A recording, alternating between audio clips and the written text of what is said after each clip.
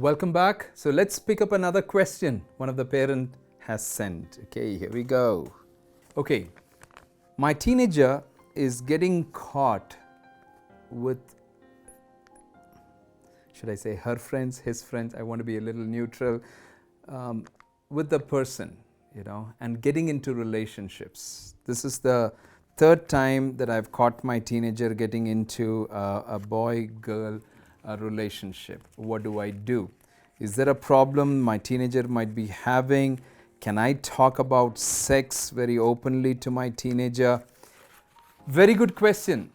If you're actually having the teenager who's going in a different direction, it's important that you talk about sex. It's important that you talk about relationships. I would say if your teenager is 13, 14, 15, already it has become a little late. Even from the time that they are 11, 10, 11, in small ways you should have begun to talk about their body, the hormonal changes, all of the affections and attractions and zing, zing, zing, daduk, daduk, daduk, all of those feelings that will begin to rise. You should have already started off slowly. But if they're a teenager right now, I don't know what's the age of your teenager, maybe 14, 15, or maybe 17, 18, I don't know what it is. Spend time talking with them. Spend time talking with them. I recently had a group of people come to me and say, we want to bring some of these parents, and can you talk to their children about good touch, bad touch, and about sex and private parts and all of that? You know how to talk. I said, sorry, I will not. They said, sir, we are just coming to meet you. We just want to organize this program. It's a small group of teenagers that will come in. Please talk to these teenagers. And there's another group that came in. Please talk to our children. Usually when some of these invitations come and I deny, I said, no, I should not be talking. I'll tell you why. I should not be talking about sex and private parts and relationships and all of that. I'm a stranger to your teenager. I'm a stranger to your child. It should be parents who should be talking about it. It should be the father who should be talking to the son. It should be the mother who should be talking with the daughter. It's important inside the house. The parents need to talk. Sometimes I've seen parents tell me, we feel so yucky. How are we going? Hey, you have raised your daughter. You have raised your son. They were nangu pangu, means all naked through, and you raised them up. Talk to them. It is you who needs to talk to them. And the talk has to happen in such a way that you don't want to read something. I've seen some teenagers say, my parent has read something on Google and she's just having these notes and trying to talk to me. No. It should be a casual, normal talk. It should be a casual, normal talk where you talk from your own place of experience, and your own place of struggles. And even if you are able to, it will be wonderful, not just your success stories, also share some of your failure stories.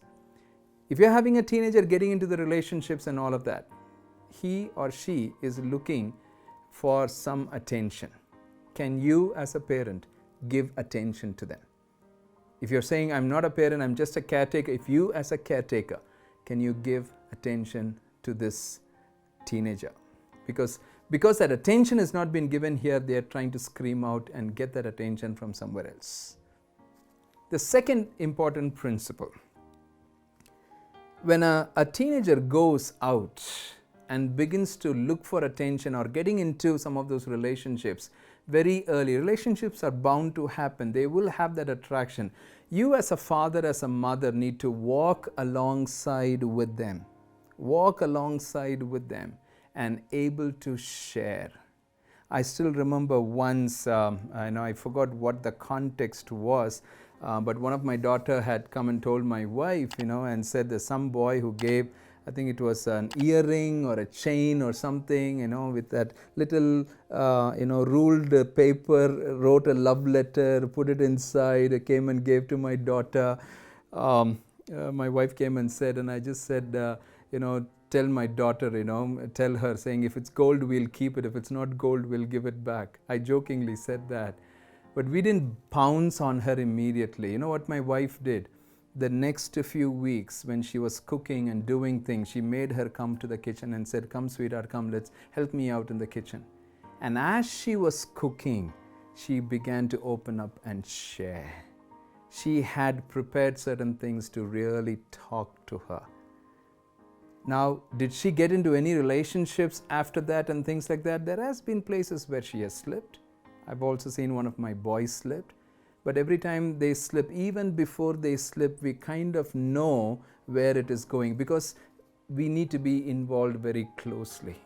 Again, I'm saying this, there are no perfect parents. We have a lot of pressures, a lot of our work pressures. We sometimes don't have time. I mean, I understand all of that, but let's not compromise on our children. Let's not compromise on our children.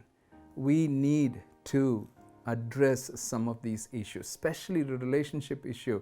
I'm sure there are many more questions that will come on relationship, and I will answer that more in detail later. But give that attention that they're longing for, they're seeking for. When you give that attention, they will not go seeking for attention in another place. We need to be there, especially fathers. Be there for your sons and be there for your daughters. Mothers, be there for your daughters, be there for your sons. That's the most important thing. I believe very strongly in families. Families can be the healing spaces.